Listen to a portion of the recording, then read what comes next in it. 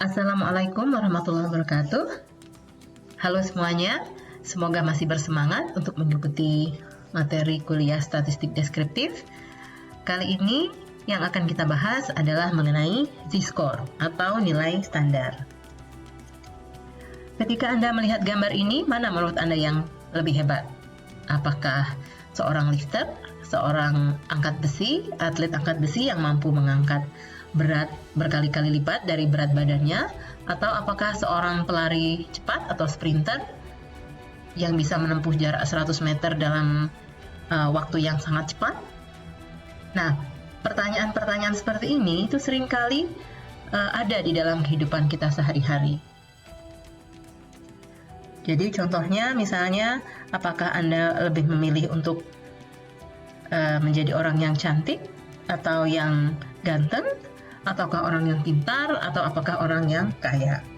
Nah, tentu saja hal ini sulit untuk dijawab, ya, karena kita menjadi orang pintar, tapi kalau kita tidak punya harta, jadi akan sulit juga, ya. Nah, atau seperti ini, kita tidak bisa membandingkan. Kenapa? Apakah lebih bagus prestasi seorang atlet angkat besi dengan seorang pelari cepat? Karena ini ukuran prestasinya kan beda. Kalau seorang pelari itu yang diukur adalah waktu, kalau seorang atlet angkat besi yang diukur adalah berat, ya. Jadi kita tidak bisa membandingkan antara satuan waktu dengan satuan berat. Nah, oleh sebab itu harus dicari satuan yang sama supaya kedua olahraga ini atau kedua prestasi atlet pada olahraga ini bisa kita bandingkan. Jadi nilai standar itu adalah sebuah bilangan yang menunjukkan seberapa jauh sebuah nilai menyimpang dari rata-ratanya dalam suatu distribusi, namun satuannya itu sama. Jadi satuannya adalah SD atau standar deviasi. Nah, standar deviasi ini, Z-score ini nanti kita hitung sehingga apapun sumber pengukuran yang kita dapat, ya, jadi satuan pengukurannya misalnya sentimeter, akan bisa kita bandingkan dengan detik. Lalu detik bisa kita bandingkan dengan kilogram. Kilogram bisa kita bandingkan dengan rupiah. Jadi walaupun satuannya berbeda-beda, satuan ini dengan Z-score akan dibuat menjadi satu satuan yang sama, yaitu SD. Kita lihat ke contoh supaya lebih jelas lagi. Jadi rumus Z-score itu adalah sebuah nilai yang mau kita cari, ya, nilai yang kita cari atau nilai yang kita punyai. Lalu ini adalah nilai rata-rata kelompoknya, dan ini adalah standar deviasi. Saya ulangi, Z adalah nilai standar, lalu X adalah nilai yang akan kita cari Z-score-nya, M adalah nilai rata-rata, dan SD adalah standar deviasi. Saya punya contoh. Jadi ini kasusnya adalah ketika penjurian 2 orang peserta Lomba Putri Indonesia.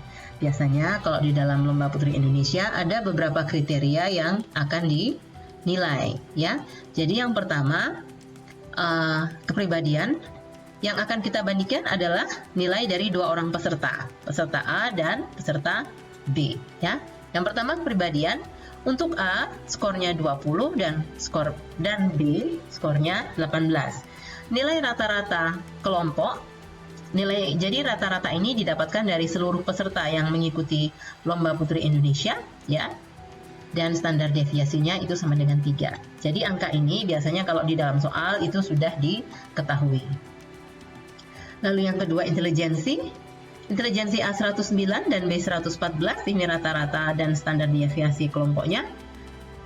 Lalu fisik A 8 dan B 9, nilai rata-rata kelompoknya 7 dan standar deviasinya 7. Dan yang terakhir adalah perilaku, ya, atau behavior, nilai A 59 dan nilai B 54 dengan rata-rata serta standar deviasi kelompok sebesar ini.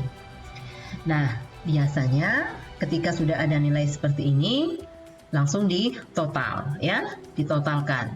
Untuk A 20 tambah 109 ditambah 8 ditambah 59 hasilnya 196, dan B 18 ditambah 114 ditambah 9 dan ditambah 54 hasilnya 195. Bisa Anda lihat bahwa skor total A lebih tinggi dari skor total B, sehingga peserta A itu yang menjadi juaranya. Nah, kalau kita telah lebih jauh ya, kita analisis apakah dari keempat sumber pengukuran ini mereka itu satuannya sama. Apakah seseorang yang intelijensinya 109,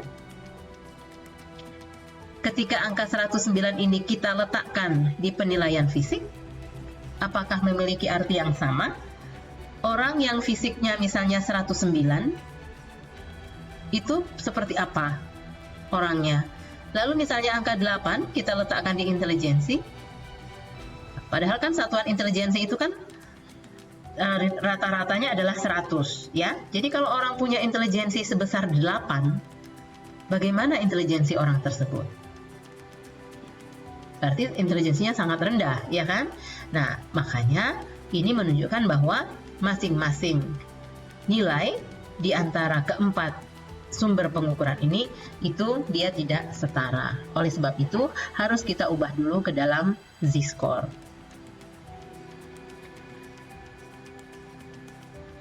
Jadi ini adalah skornya ya. Kita ubah ke z-score. Jadi misalnya seperti ini adalah contoh perhitungan z-score pada peserta A dengan rumus z-score sebesar ini. Ingat ya. Jadi misalnya ini untuk kepribadian, skor kepribadian A tadi sebesar 20 dengan rata-rata kelompoknya 16, lalu SD-nya sama dengan 3. Sehingga untuk z-score kepribadian A itu 4 dibagi 3 sama dengan 1,33 SD. Jangan lupa satuan z-score adalah SD. Jadi semuanya itu kita tulis nanti satuannya dalam SD ya. Lalu untuk intelijensi A tadi 109 dikurangi nilai rata-rata kelompoknya 100. Ini juga sudah ada pada soal, lalu dibagi dengan standar deviasinya 10. Sehingga z-score untuk intelijensi adalah 0,9 SD. Nah, yang perlu Anda perhatikan, misalnya perhitungan di sini tandanya tandanya plus ya, dia angkanya positif, berarti orang yang kita cari atau si peserta A itu nilainya lebih tinggi dari nilai rata-rata ya. Jadi kalau tandanya positif berarti nilai seseorang lebih tinggi dari nilai rata-ratanya.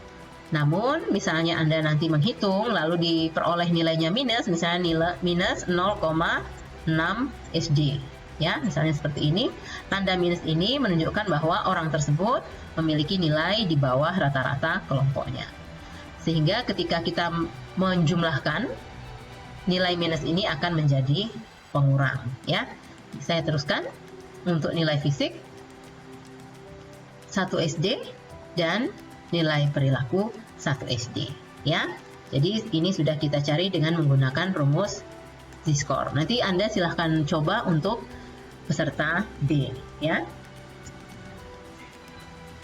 Nah, yang ini sudah saya cari untuk peserta B, jadi untuk kedua peserta ya, dengan menggunakan rumus yang tadi.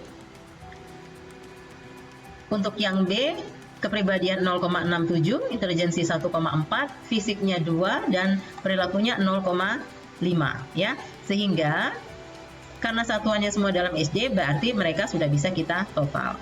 Setelah kita total, untuk A, nilai z-score-nya adalah 4,36 SD, dan untuk B, skor totalnya untuk z-score adalah 4,57. Sehingga skor total untuk z-nya atau z-score-nya itu pada peserta A lebih kecil daripada peserta B. Sehingga sebetulnya yang juara adalah peserta B. Nah, untuk perhitungan seperti ini itu sudah jauh lebih baik daripada perhitungan yang di awal ya, dimana skor yang belum kita olah itu langsung kita jumlahkan. Kenapa? Karena satuannya itu sudah sama, yaitu dalam standar deviasi. Demikian uraian mengenai z-score. Silahkan dikerjakan latihan soal yang sudah saya upload pada tugas. Terima kasih. Wassalamualaikum warahmatullahi wabarakatuh.